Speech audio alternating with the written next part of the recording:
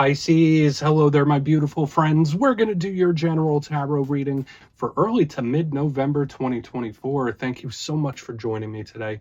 You know, I appreciate each and every single one of you. So let's get right down to business, as always, and start you off with an oracle card here, just so we could dip our toes in the energy and see what's happening for the lovely Piscean people. My God, Spirit team, I hope you're all doing fabulous and fantastic. Let's get it going here. What do you got for us? What do you got for Pisces, gang, in Scorpio season, early to mid-November? What's happening? What energies, messages, insights can we take a little peek at? And yeah, we're just going to take a real quick look at this first card, and we'll get into the full reading itself. And at the very end, I'll pull you a bonus card from the Shadowland Tarot, just to see what might be in the shadows or what shadow work you can lean into, which is always interesting. But let's get it going here. Let's rock and see what we got for Pisces, gang. What's the vibe? What are the energies around us here in early to mid-November? What's happening? And there's been some very intriguing readings the past few weeks, so I always get pumped up to do the Pisces readings. There we go. Thank you. All right. This doesn't surprise me, and I often see this type of energy, this daydreamy, imaginative type of vibe in the front of our readings here for Pisces. But, I mean, this can be good. This could be a really positive one for creativity, but it's just an extremely active mind. Now, before we fully dive into that, if you're new here, I'll be speaking about the November subscriber surprise towards the end, so you might want to check that out. And also, if you could kindly illuminate that like button by tapping it right on its third eye, you know, I'd greatly appreciate it. But enough of the promo, into the reading. Let's talk more about this card. So if you're a longtime watcher, I'm sure you've seen this pop up in a Pisces reading from time to time. We have the two little ballerina clowns. One is down here having a little nap, taking a little snooze, and there's one up here on a tightrope. Now, the way I always interpret this card is that this one down here is either dreaming or daydreaming about doing this up top. So for some Pisces, maybe you have a big future focus, and or Spirit's trying to draw your attention to the future. Like, not so what's going on right now, right this second, but maybe look down the line or make plans or strategy towards the future. This card could always mean that. But again, it's filled with that beautiful Piscean imagination. Now, that could be a gift or a curse, right? And trust me, you know, I know. But I mean, now could be a great time for any creative pursuit. If you're feeling like a lot of emotions or a lot of mental energy running through you, you need an outlet for it. So any creative pursuit could be highly beneficial for you. Okay, so whether it's art, whether it's writing, whether it's music, just some sort of outlet to get the energy moving along could be very positive. And for a small portion of Pisces, this card could just represent a little bit of overthinking. Nothing wrong with that, right? Us Pisceans tend to do that from time to time, but we'll just leave it right there. Let's get into tarot. And I always say the first card here, it doesn't make or break the reading. It's just a little footnote. So let's get you 3 cards in the upright. Then we'll get into that intuitive juiciness. Shuffle it up one time here for Pisces. What do we got going on early to mid-November, please? And while we get this deck shuffled up and ready to go, let's talk about last week's reading. It was titled Big Action Incoming, and that was the theme I was picking up. Even going a couple weeks back, like, the energy has just felt very malleable, very shiftable, like it could change and shift, and there's things moving that weren't. So for any situation you might be going through, if things have been dragging or if things have been stuck for a while, within the next couple weeks, that energy is very pliable. So we're going to see what shows up this week. As you know, energy is very fluid, never set in stone. So only take this how it hits for you, because we could be seeing your vibe or someone you're linked to, right? Let's get it going. Let's get 3 cards to start. What do we got for Pisces, please? What is going on early to mid-November? Thank you. Oh, that's our power card right there. So we have the Moon card, a little bit of surprise, a little bit of the unexpected. Nothing wrong with a little bit of that. This card does have extra significance in a Pisces reading, but let's get a couple more. Let's see what shows up. I haven't seen the Moon much in this week's readings. Okay, we do have the 6 of Cups, a card of the past, a card of history, a little daydreamy, just like we already saw. Okay, so it makes sense to me. Let's get one more out here, and we'll start piecing this all together. What do we got for Pisces? Thank you. Ace of Wands. Okay, communication, action. I do like it, but I really feel like the mix of energy here is unique this week, because it has similarities to what we normally see, but then there's also some tweaks. There's some differences. So let's go through. I'll give you some of the classical meanings and archetypes, then we'll get into that juicy intuitive stuff. But at first look, first glance, there is an energy here that I do feel like is comfortable for the Pisces collective. Because if you kindly look in the box, like right here In the front end, we have the moon, we have the Six of Cups. This is both water energy. And hey, Pisces is not afraid to dive deep through those waters, right? This is an energy that most of us are very comfortable with.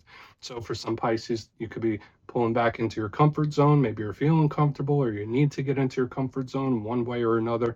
But I feel like this is workable. We do have the Ace of Wands, the fire on the back end, which it's always an interesting mix when water and fire, right? I don't always feel like it one extinguishes the other or anything like that, but I just feel like there's a twist. There's a twist to this reading. So we're going to have to explore and figure that out. But let's go through piece by piece and really start to build it out. Position number 1, we are starting off with the moon. So like I mentioned, this is the Pisces power card. Now, some readers also link this to the Cancer collective. So if you're linked to a Cancer, could be them. But in a Pisces reading, when I see the moon, it could just represent something that's coming towards us or a way we might be feeling.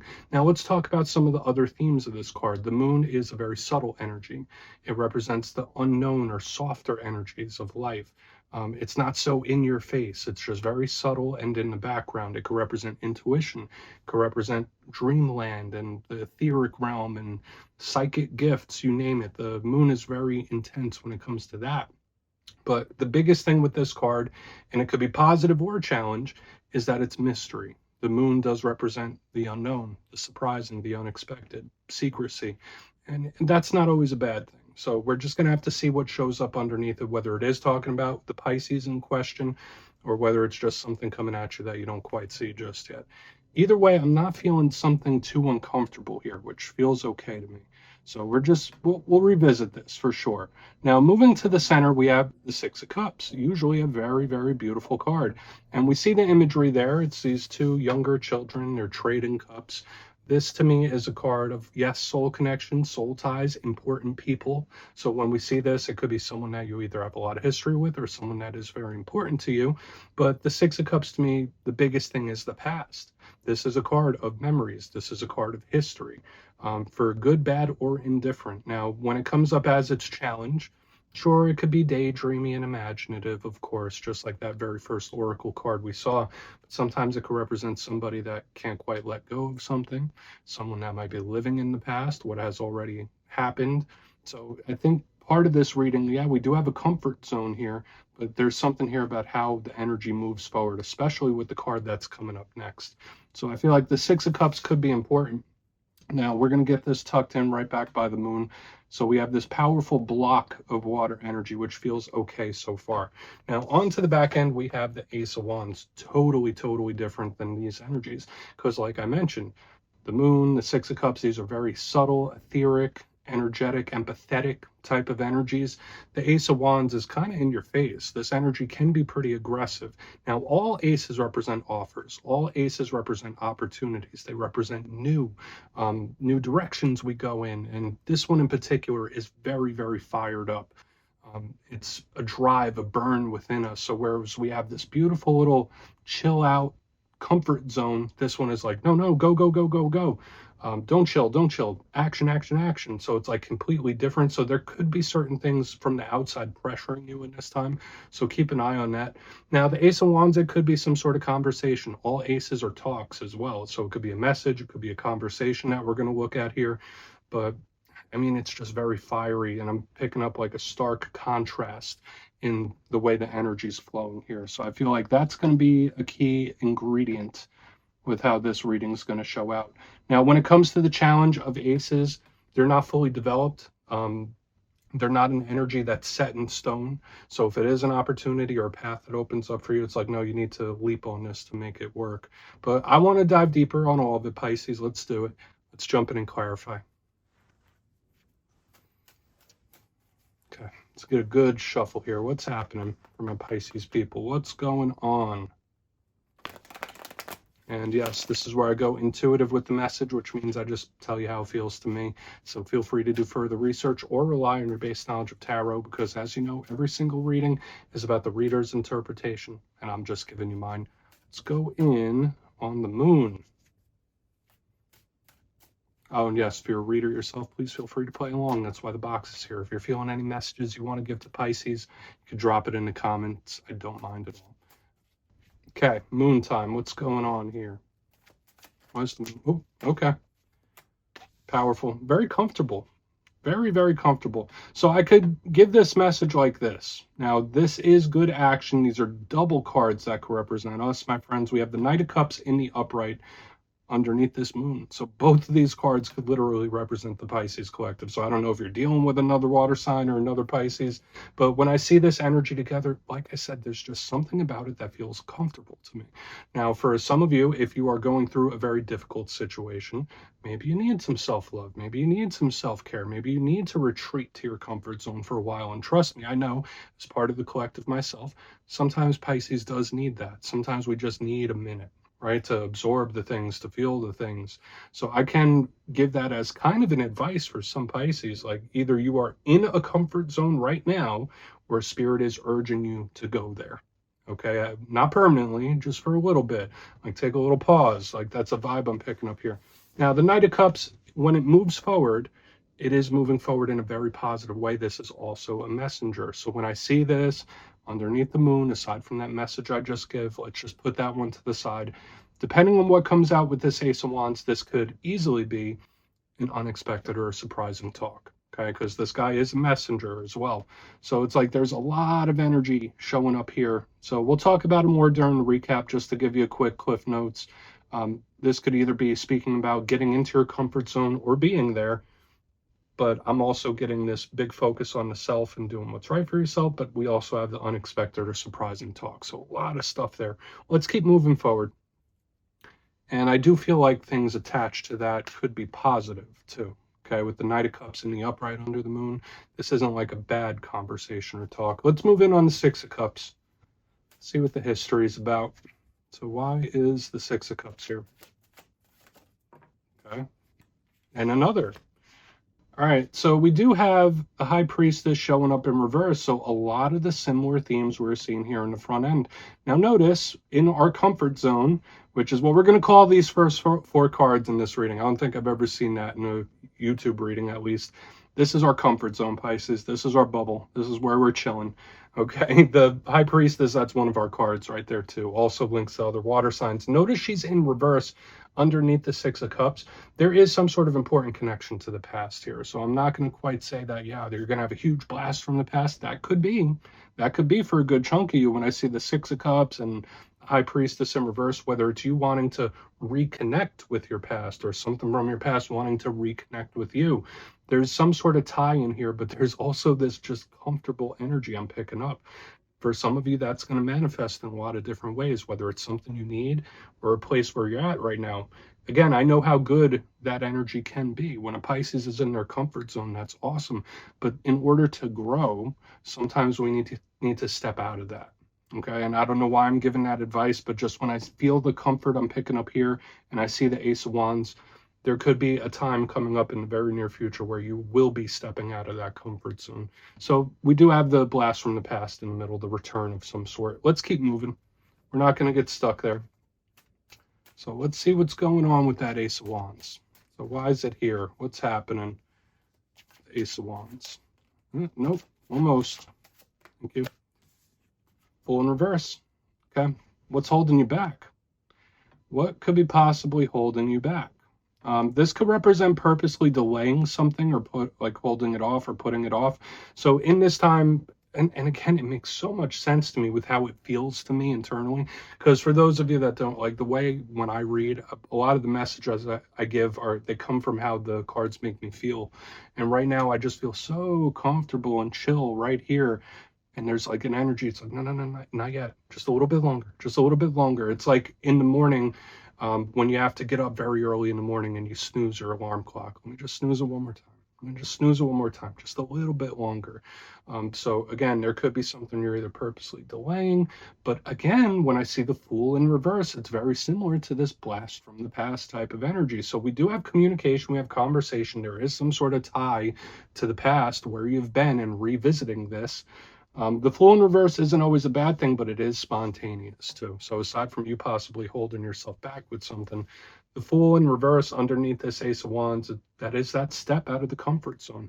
And it does show up to me very clearly with the way this reading reads. I mean, listen, out of the whole Zodiac this week, I feel like the way this has read to me feels the most unique.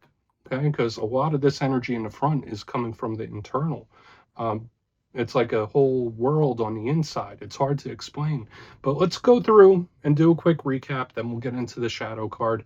I'm going to have to rewatch this later myself. But if you kindly look in the box, we have the moon clarified with the Knight of Cups in the upright, 2 Pisces cards right there. Like you already know, it's in our comfort zone right here. And when I see the moon and the Knight of Cups, it could be several different things.